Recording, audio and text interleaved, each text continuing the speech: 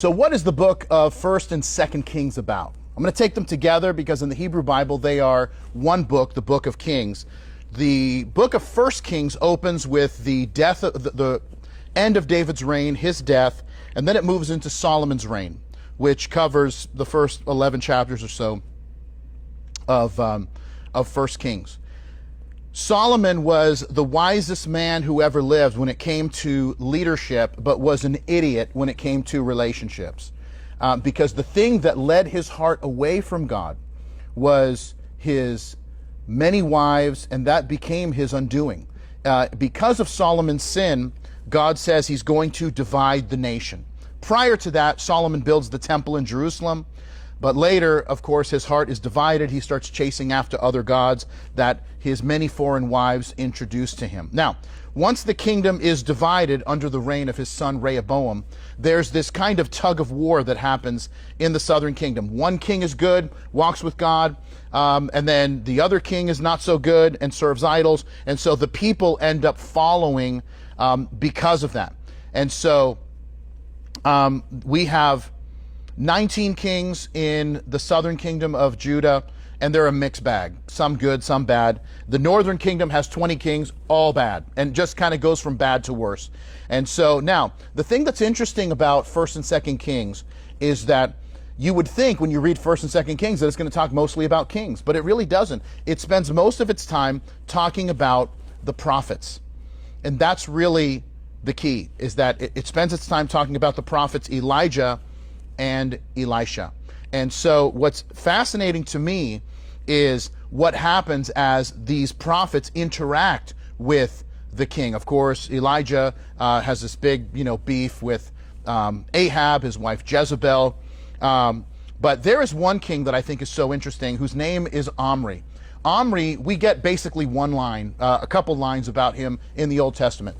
Omri did evil in the sight of the Lord, and when he was king, and that's pretty much all we know about him.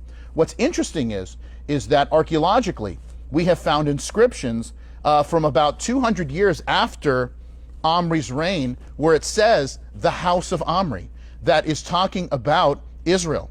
And so, once again, and this is where sometimes archaeologists and scholars are like, well, how is it that outside of Israel, Omri was kind of a big deal? If a couple hundred years later, they're still calling it the house of Omri, how is it that if that's the case biblically, he doesn't really show up that much, he isn't all that important? Why is that?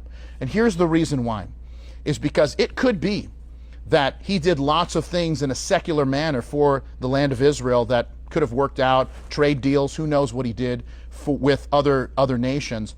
But biblically, when he gets his report card, it's not good. Because the role of the king was, of course, not just to lead the people, but to lead the people in a godly way.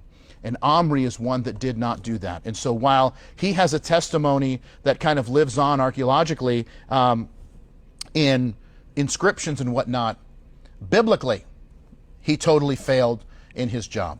Now, finally, 2 Kings then tells us the story of, in 2 Kings 17, it tells us the story of the Assyrians coming and wiping out the northern kingdom in 722 BC.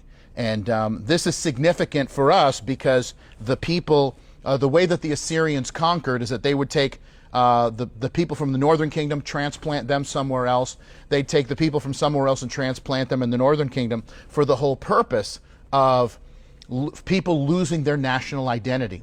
Well, the people in the northern kingdom of Israel started intermarrying with the people that just showed up, and now they were no longer fully Jewish. They were part Jewish and part something else that had been brought in from elsewhere in the Assyrian Empire. And so the capital of the northern kingdom was Samaria, and those people to Jews were called Samaritans. And this was a feud that went on for hundreds of years. And even we get to the point of the Gospel of John. Jesus goes to, he goes north of Israel, he goes to Samaria. Listen what it says, then in John 4, it says, then Jesus left Samaria, departed again to Galilee, or left Judea, departed again to Galilee, and he needed to go through Samaria. He went to the town of Samaria, which is called Sychar, near the plot of ground that Jacob gave to his son Joseph. Now Jacob's well was there. Jesus, therefore, being wearied from his journey, sat thus by a well. It was about the 6th hour, and a woman of Samaria came to draw water, and Jesus said to her, "Give me a drink."